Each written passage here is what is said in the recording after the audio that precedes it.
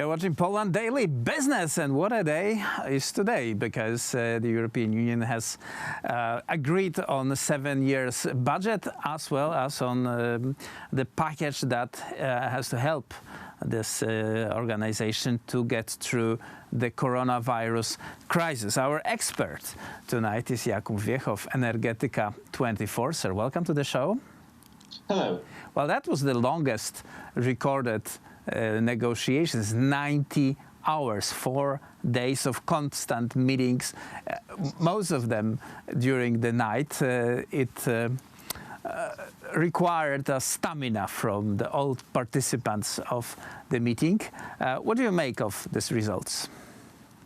Well, as I watched through the headlines of the most important news, I saw that many of titles considered this, the negotiations, the result of it, as an absolute win of Hungary and Poland, due to the fact that then the package, the funds that will be transferred thanks to that meeting, to that negotiations, are now directly connected to the rule of law. However, the interpretations of the results they differ. So, for example, Ursula von der Leyen, the head of the European Commission, says that it is the question of funds is connected directly to the rule of law. However, the most important thing, I guess, in the results is the notice that the matter of the connections between the funds and the rule of law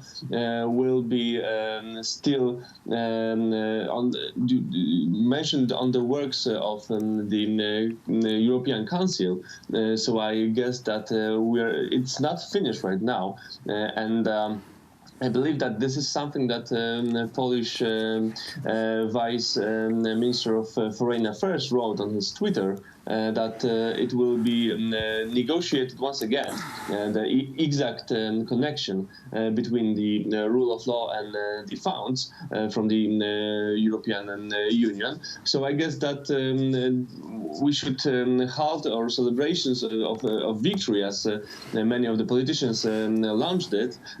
So to see if any further works on that matter will be undertaken by European Union or and the leaders of the member countries. Right. For our viewers who are not necessarily proficient in all this very complicated European Union structure, we have to say that European Commission is a permanent body that as generally consists of delegates of the member states, and they have various states. They could be commissioners, they could be chief commissioners, and so on.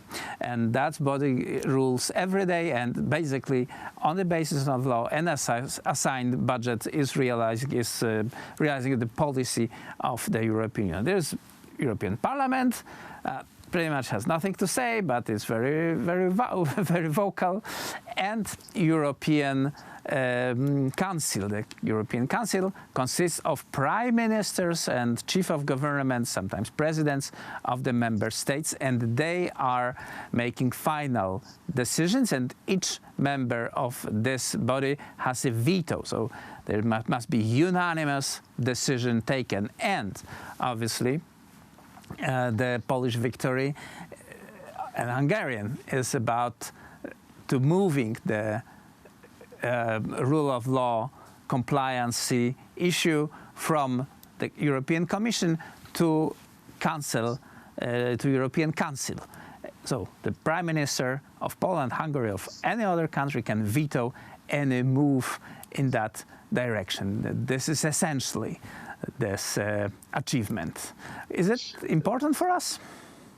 Well, I saw interpretations of some commentators and experts that said that the matter of the connection between the rule of law and the fundings can be also the matter of works of the Council of European Union, and then the Council of the European Union can vote on that matter, not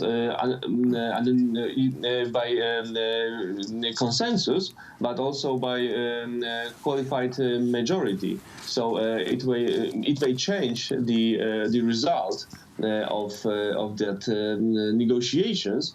To be less in favor of countries like Poland or Hungary that oppose to connect the fundings with rule of law. So I believe that, to be honest, I have to analyze this matter once again to maybe collect some voices from over the Europe and to analyze and compare it with the treaties to be 100% sure what's written in that conclusions of the negotiations. As far as I walk through the headlines and analyze the comments from experts from all over the EU, I can say that there are two significant voices that share two other ways of interpretation of that negotiations. And right now I cannot tell who is right and who is wrong.